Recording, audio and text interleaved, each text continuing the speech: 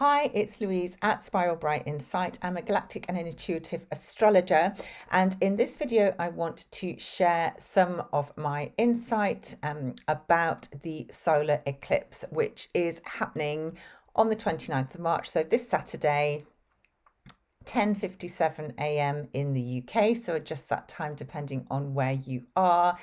And it is when the sun and the moon meet at exactly 9 degrees of Aries. So before I go into talking about the energy of the eclipse, I just want to do a really quick energy check-in. I'm recording this on Wednesday, the 26th of March, and the energies today are like nothing I have experienced to date. It feels to me, and has done all day, as if someone has taken me and literally plugged me into an electric socket and turned up the voltage to 1000%. I can literally feel my cells vibrating in my body, and it is really quite a lot to cope with. I've felt dizzy. I have felt really quite detached from reality for a lot of the day. I've tried to be as grounded as I can. You know, I've been out in the woods. I've met a friend. I use a Healy, which I know I've talked about before. I've had this running on pretty much non-stop, sort of helping me to process and deal with sort of oversensitivity, nervous system overwhelm, geopathic stress, all the different amazing programs that has. But yeah, still, it doesn't really feel as if it has worked. And what I'm kind of getting is that, you know, we are moving into a time of extremely heightened energy. There is a lot of solar activity. The frequencies have been turned up, and it is because we are shifting into this new way, this new frequency, this new reality. And obviously, from a human sort of 3D physical perspective, our bodies are not entirely used to navigating and to operating in this higher frequency reality. So it is challenging. You know, it is, you can feel lightheaded, you can have headaches, you know, almost like tingling in the limbs, in the fingers, you know, that's sort of been on and off all day. And obviously, you know, I've always got to be wary when I'm talking about physical symptoms. If there's anything that you are experiencing and you're really, you know, thinking, oh yeah, I better, you know, get some professional advice, I would always see a medic. But equally, sometimes it's nice to hear other people talk about some of the reactions and the physical reactions to these heightened frequencies. So we are in this eclipse corridor. It feels to me as if we have been in it for a few months, rather than the 10 days that, you know, we have been in it. It feels like almost a lifetime or two ago since the lunar eclipse that was on the 14th of March. So this solar eclipse coming up is the pairing to that. And you know, this is the new moon energy. So this is the seed being sowed. And I will talk about the energy of the eclipse. But just from a kind of check-in point where I am here and now, I want to say, yes, it feels completely overwhelming. And, you know, it's a case of trying to push yourself to be able to meet the new energies. You know, we can't entirely absorb them yet, I don't feel. I think they're too advanced for us. But rather than resisting it or trying to go, oh no, and it's too much, it is about trying to meet them halfway, because the whole idea is that we, as we start to allow the energies to come in and they're absorbed by our cells, you know, and as I said, I've literally felt today as if all the cells in my body are vibrating. Very strange. But that is what it has felt like. It's about sort of, you know, making these sort of incremental steps towards these higher frequencies and trying to just allow the body to adjust. And it's going to require more downtime. It's going to require more time spent outside in nature, more salt baths, more deep breathing. You know, we know lots of the tools and the things that we need and use to help us and to support us in this time. But I think, you know, self-care is really, really critical. So I hope you are sort of coping. Let me know in the comments how things are showing up for you, if you've got any tips on how to cope. Yeah, because it's a lot and it's exciting, it is exhilarating, it is exhausting, and it is overwhelming all at the same time. Yeah, but I think it's proof that we are now, we've gone past the point of no return, absolutely, no question.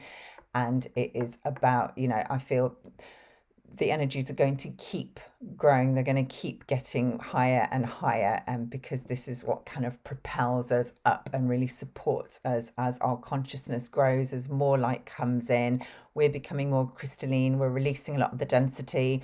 There's a lot more shadow coming up to be transmuted, which I talked about in my last video. And, it's like we're being fast tracked. Things are happening at speed, which is, of course, in alignment with the energy of Aries, because Aries is quick, it's fast. Aries needs to just get going. There's no time to stop, no time to stall, nothing, remotely to do with patience or holding back. It's like, come on, let's just go. Let's just go.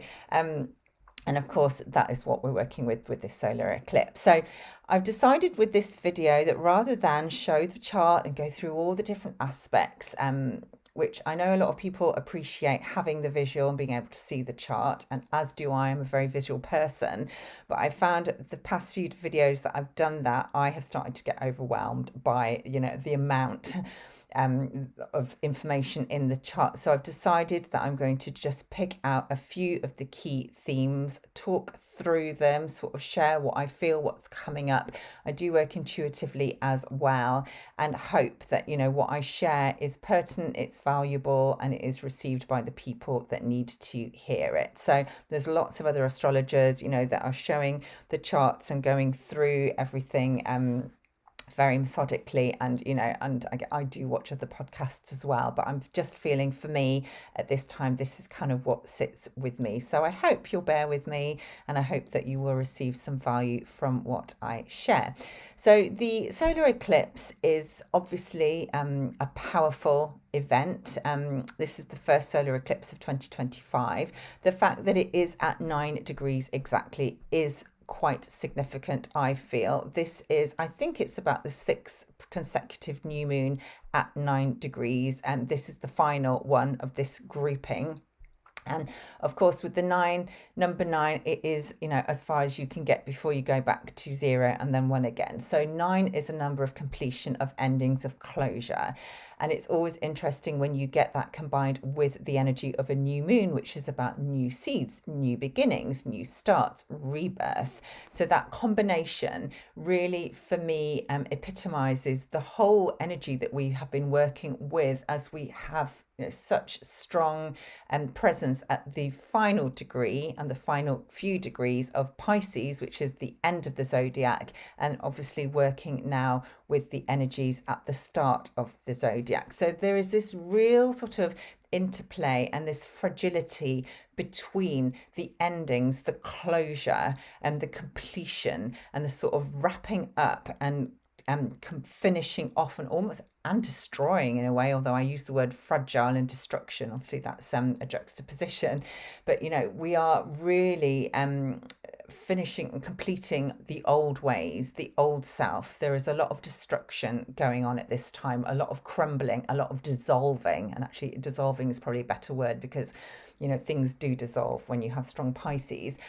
At the same time, we have this energy of the new coming in, but it feels really, really fragile, really tender, but at the same time, really forceful and really powerful. So there's a lot of kind of conflicting, juxtaposed energies coming through. And that is, again, sort of enhanced with the fact that we're working with the 9 degrees, but it's a solar eclipse. So there's the old, the new, and it's like a fine line between those two states. And of course, we are in a 9 universal year. We are in the year of the snake. So there is a lot of shedding, releasing, letting go. And this is part of the process. This is the natural cycle of life. And with Aries, I'm reminded of spring, of rebirth, of shoots sort of coming up from the ground, new starts, regeneration. And it is very much as well about the self and the identity, the I am, the individual. So with Aries, we need to have courage because we are starting from scratch. It's like the 0 point. With Aries, there is a real sense of vulnerability and also naivety because with Aries, you don't have the experience to build on or to take with you. You know, you're starting from nothing, from the ground up, and you are sort of starting out, embarking on your journey around the wheel. You don't know what lies ahead. Nobody can really know what lies ahead, and that's what it feels like at the moment. So you have to have a lot of courage to really put that foot out onto the path and set forth and just go for it, which is really what Aries epitomizes. Lots of courage, lots of bravery. Aries is ruled by Mars, so this is the warrior energy comes in, the pioneer. You know, this is something we are going out to look for and start and seek something new, something exciting, but we don't actually know quite what it looks like yet. So there has to be a lot of faith, a lot of trust as well with Aries. And of course, Aries is also about leadership. It's about action. It's about drive, motivation. And again, there is this kind of underlying drive and action sort of energy signature, just holding space as we do embark on the new, not really knowing what the new looks like, but knowing that there's just no way we can go back to the old. And it's almost as if you don't really want to look behind you anymore, because if you do, you're going to see all the destruction and all the crumbling and the decay and the falling apart and the chaos that brings, and that can be quite destabilizing. So it's about keeping your eye out in front, you know, eyes on the prize, even if you don't know what the prize is. Keep, you know, looking at the road ahead of you and taking one step at a time. And again, that's also important to sort of to receive. It is about baby steps. You know, we don't really know quite what we're doing, but we know if we just keep on moving, we're going to get where we need to go. So when we're working with eclipse energy, things can happen that are totally unexpected. Eclipses are wild cards, and they are also course correctors. So if, you know, you've got slightly waylaid, and actually I believe that it's impossible to get waylaid because every part of our journey, you know, is significant and you know, designed for a purpose. But if you feel that perhaps things have got slightly, you know, gone skew with, then the eclipse can really make sure that you go back on track. And, you know, if sometimes we need quite a shove, you know, or a bit of a wild card type event to happen to get us back onto where we need to go. But it feels, you know, with the strong energies at the final degree, which is, of course, if you know about astrology, Neptune is at 29 degrees of Pisces, and we've also got Venus and the North Node in that third decan, along with Saturn, actually, the third decan of Pisces. So there's a lot of focus on the final degrees of the zodiac. And then we have this solar eclipse happening at 9 degrees of Aries. We also have Mercury in retrograde at 0 degrees of Aries. And we have Celestia, I'll talk about her, at 10 degrees of Aries. So there's a lot in this part of the chart, you know, the ending and the beginning. It's like almost being in the birth canal. And I would liken the eclipse portal, the corridor that we are currently in and are still in, and it feels like we've been in it for ages. It feels like time has stretched, and it's like this 10-day period has just kind of gone on forever and ever. And I certainly know for a fact that I am completely different in terms of who I am, who I feel I am, who I know I am, and who I see I am compared to, you know, what I was seeing, feeling, knowing just 10 days ago. So we are in this really quite profound and quite unreal time where it is like the void, and in the void there is no time. Anything can happen, you know, things are shifting, we are releasing, we are letting go, we are bringing in new versions, we're trying them on, and everything just feels really quite surreal and quite out of time, which I think really helps to explain why so many of us are feeling just like, what the hell is going on? But there's also that kind of excitement and anticipation as well that comes in with it, because we can feel that things are changing. We know at a deep cellular level that things are changing for the better, and it is exciting. So with this kind of analogy of the womb space, which is the portal, the eclipse corridor, then the birth canal coming out, leading to this solar eclipse, it is still as if we are out to sea, and there is a lot of water. And of course, as well as the excitement and the anticipation of the new beginning, there is also a lot of loss and grief that needs to be processed, that is coming through with all the endings that we are seeing and witnessing and observing. But it does feel, the eclipse feels like a rebirth. It is a renewal. It is really crossing a threshold into, a new frontier, if you like. And for me, because it feels so electrical and so supercharged, I keep sort of hearing the expression, we are being rewired. We are being rebuilt, reconstructed, recreated almost, so that the new version of ourselves can start to operate in this new frequency, in this new reality that we are stepping into.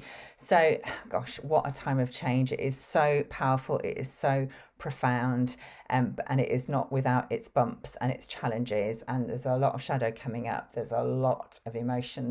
There's just a lot of releasing going on, and that is overwhelming. It's hard work. So I'd say, give yourself a break and pat yourself on the back, because this is hardcore, what it is that we are experiencing, even if it's hard to actually describe what that is. So let's talk about some of the key themes for this solar eclipse. Now, I've said about Neptune being at the final degree, pretty much almost the final minute. He's at 29 degrees 57 minutes of Pisces. So we are in the end days in terms of Neptune and his transit around the entire wheel. And that is very much about endings, releasing. There's a lot of very hard to pin anything down with Neptune at this point in the game. So that is creating this real sort of surreal, timeless, linear time is breaking down, what's real, what's not. There's illusion, there's clouds. It's all like, ooh, kind of you're out to sea. So we've got that energy in the background.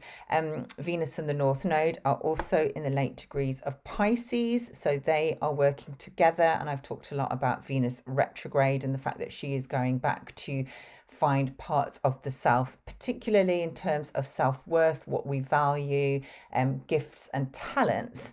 And she is now in Pisces, so she's really starting to explore that at a very spiritual level, bringing in a lot of compassion, seeing things, from a much more unified perspective. And then the North Node moving back in Pisces is very much driving us towards our soul's growth, our soul's potential, and our soul's evolution, which is about bringing in that unity consciousness, having compassion for all, stepping into faith and sort of our spiritual selves as the way forward. Really, really beautiful. Now,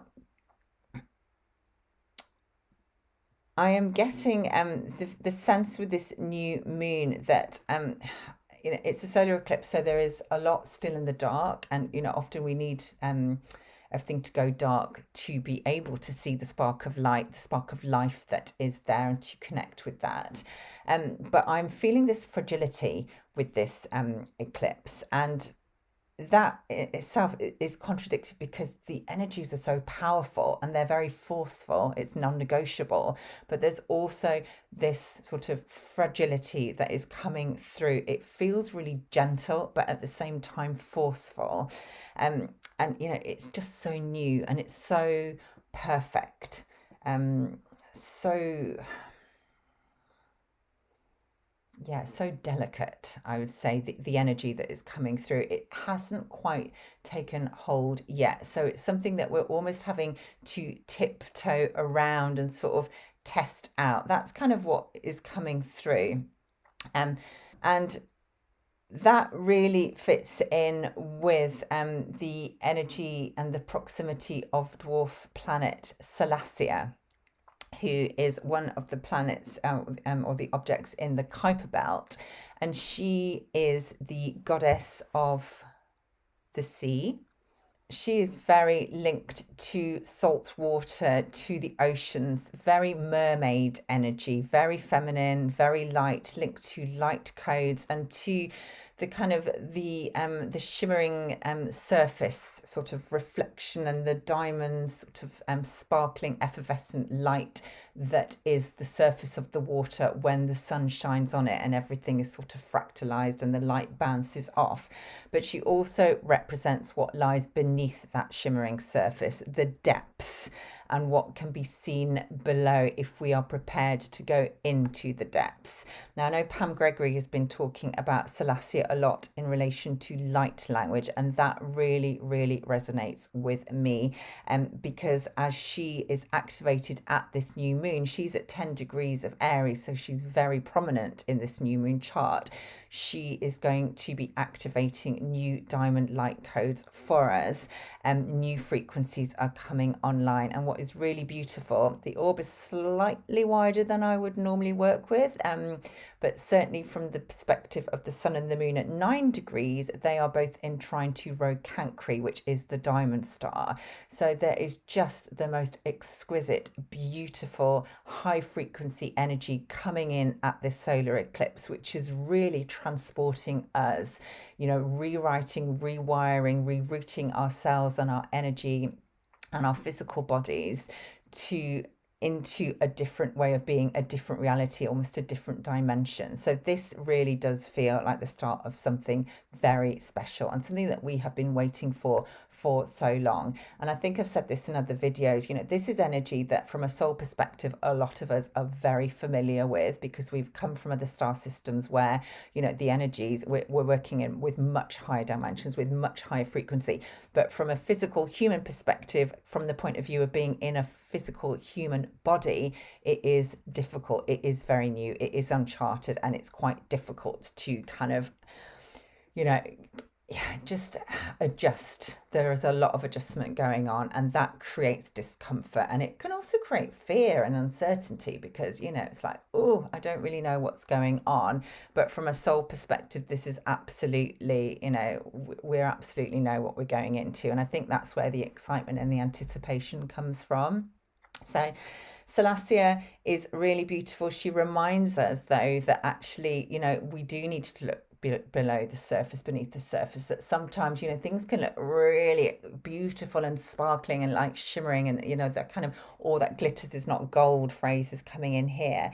And it's about being able to look beneath the surface and see the reality, and sometimes there can be quite a lot hidden in the depths. It can be quite murky, and again, this is about the potential to almost wipe the slate clean, if you like, with these beautiful high frequency codes, clear out all that density, clear out that shadow, that corruption, all that murkiness, which has been part of our world for so long. So it feels like wiping the slate clean, rewiring, renewal, creating something really beautiful that is much more in alignment with where we need to be as a race, as humanity. So no big deal really. What else can we say? So the sun, the moon, and Celestia are also in a square to the Sphinx at 10 degrees of Capricorn, and I've talked about the Sphinx in very recent videos. This to me feels ancient. This feels like a real kind of there's tension being created in this square, and this is because there is wisdom that is very ancient, linked to ancient Egypt, obviously with the Sphinx, there's that connection, but going way beyond. We're going back to Atlantean times potentially. We're also going back to Lemurian times. We're going back to other star systems. There's a really strong link to Sirius when we're working with Atlantis and Egypt. So it feels like there is wisdom that we are going back to reclaim, and we cannot go forward without it. That is what the square feels like. And, again, when I've been tuning into this new moon and the Aries energy, it just feels primordial. So although this is very new and this is a new start and it's very exciting, we are also going back to retrieve very ancient information, wisdom, understanding, light codes, and a way of being that. So again, there is a familiarity there, but it's different because this time we're doing it with our human physical bodies, and that is where the pioneering sort of adventure comes from, because this is not something that we have ever done before. In fact, it has never been done before in any star system. So this really is new territory, and it's exciting. It's like an experiment. I mean, how we managed to get caught up in such an experiment, you know, I think most of us ask that question on a regular basis.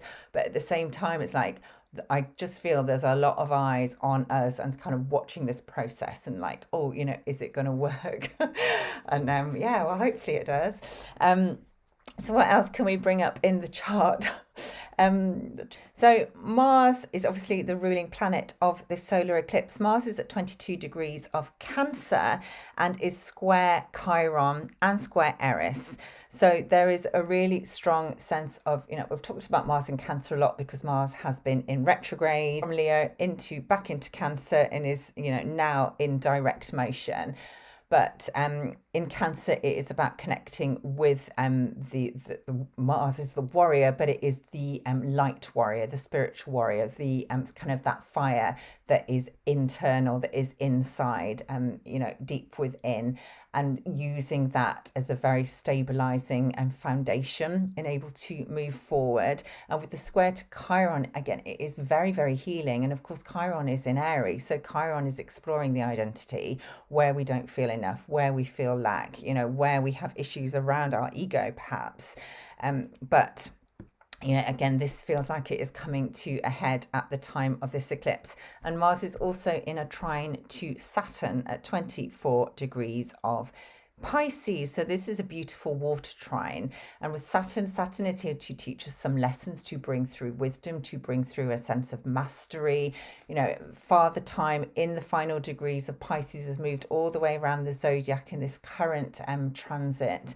And, you know, it has got all that wisdom from that journey. And of course, I really feel that that wisdom, that information, that insight is being carried in the waters. So this water trine is really alluding to the fact that, you know, we do have to connect to the waters, and the waters not only outside of ourselves, but the waters within, because we know, and I know a lot of people follow lots, you know, different people that talk about this.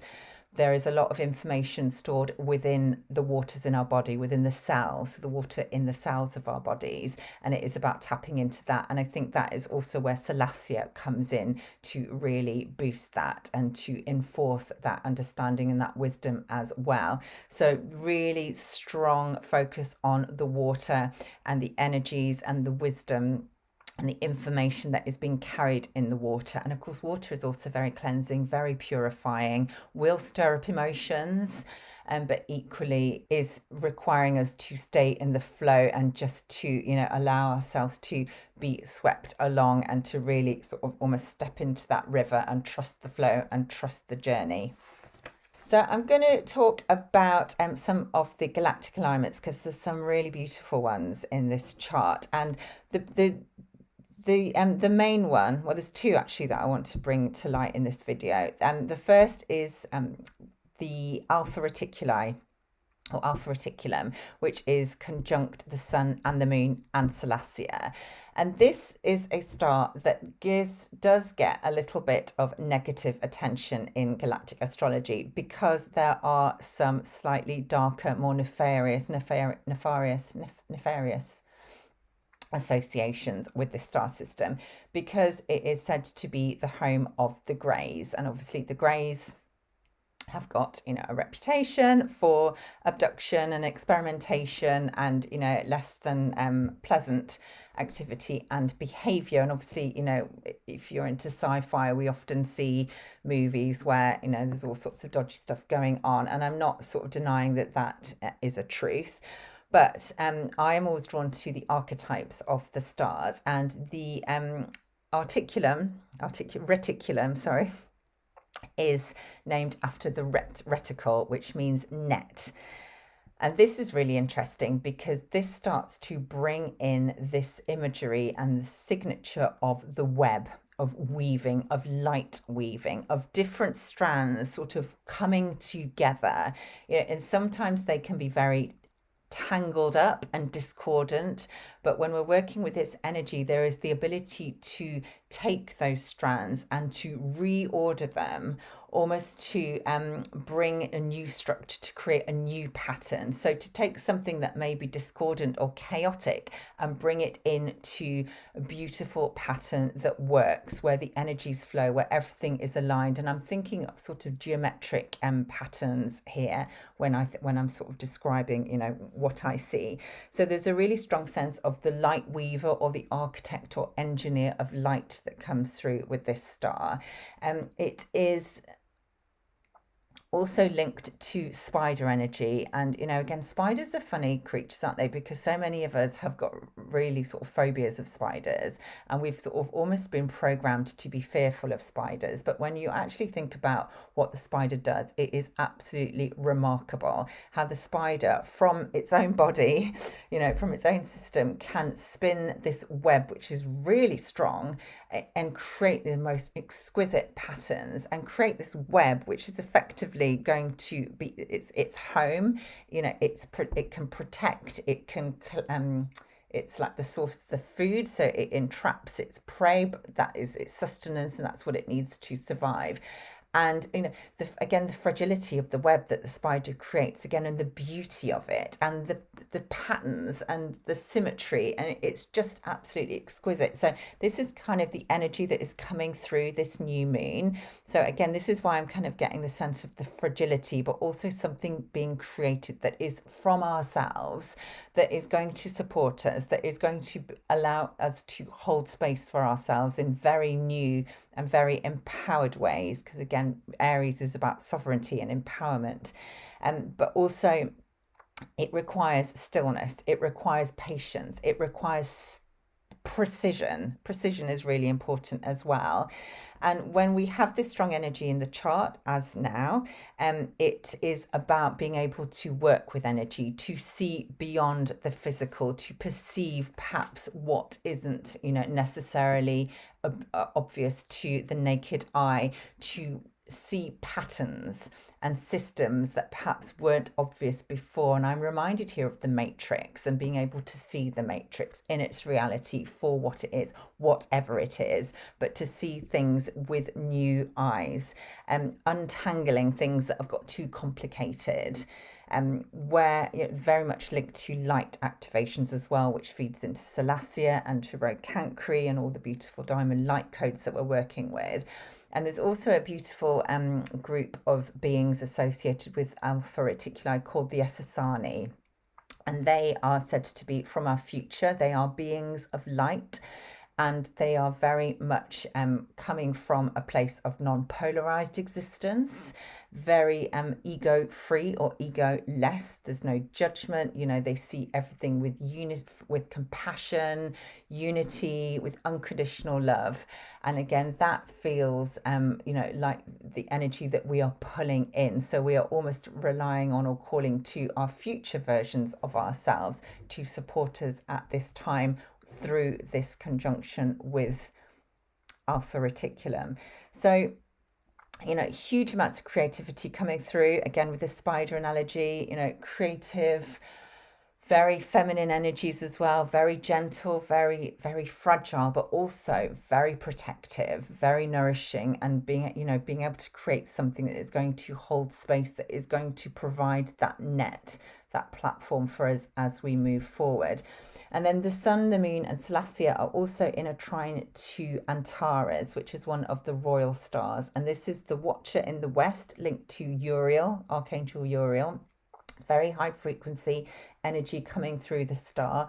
Antares is linked to the golden ray and is said to be a stargate or a portal. So again, we're talking about a place, a star system that, some of us, a lot of us have had lifetimes on or experiences with, that allows us to go to other places beyond our solar system, beyond the Milky Way, beyond the Andromedan galaxy even. This is about being projected into other dimensions and other states of being. So it's beautiful that that star is in trine, because that is very supportive and it's holding space. And when we have Antares, there are themes of illumination, of truth, clarity and light coming through. So there is definitely illumination going on and taking place at this time. We're going to see things in a very, very different way, I feel. Also transformation, deep creativity. Because Antares is in the Scorpius constellation, there is the link to the Phoenix energy, and of course that fire energy comes through. Also shadow, so sort of, you know, working with shadow and light, illuminating the shadow so that we can see the truth of what is. Very transmuting in terms of shadow and older, denser energies. And there is also the strong archetype of the spiritual warrior, which I've mentioned it before with the Aries energy as well. This is about us stepping into a warrior phase, but with a very gentle, very compassionate approach. So not being aggressive, not creating conflict, but coming from a much more empowered, much more sovereign, and much more enlightened, higher consciousness space. So with Antares, often it is, if you've got it in your chart, you have the ability to be centered and to stand as almost in the eye of the storm, where everything sort of changes and moves and swirls around, but you are holding space. And this is what that star is doing for us, holding space for the changes that are coming through this solar eclipse, which is absolutely beautiful. Now, just going back to the web as well, obviously the web can, you know, it's double, it has a double meaning, because the web is a safe space. It's a net, it's something that holds you, that keeps you safe, that protects you, but equally it can entrap you. So again, you know, there's that fine line between, you know, being in the comfort zone, but actually that comfort zone holding you trapped and hidden and stuck, unable to move forward. So again, for me, it's often about perception and viewpoint. So, you know, and we have a choice essentially about how we see things, and whether we see ourselves trapped or whether we see ourselves as sovereign and sort of building this new future. So again, it's interesting to see how this web, how the influence of Alpha Reticulum, the net, the matrix, etc., all those sort of stories can and are playing out. There's different ways of seeing it, and it is very much about perception and which are you choosing and which is going to be your truth, because of course everybody's version of truth is very different. But certainly we have the potential here to really untangle when there's been a lot of, you know, confusion and discord and, you know, cross wires. There is an opportunity here to untangle that and to bring order and to create a new pattern that is much more sustaining for us as we move forward. So there are a lot of other galactic alignments in the chart, but I am feeling that what I've brought through is possibly all I really want to at this stage, because I've talked about Pegasus and shit almost to death, because it's been such a strong influence in the chart, and it still is. Mercury, actually, it's worth saying that Mercury in retrograde is at 0 degrees of Aries at the time of this eclipse. So Mercury is going back to reclaim lost wisdom, lost understanding, new facts that perhaps we missed the first time round because they might have been hidden. Mercury is going back to make sure, you know, we've got everything that we need. A new understanding of the self is coming through his retrograde in Aries. And of course, just after the eclipse, Mercury is going to meet with Neptune at the very final degree of Pisces, because Neptune the next day moves into 0 degrees of Aries. So they're kind of crossing paths.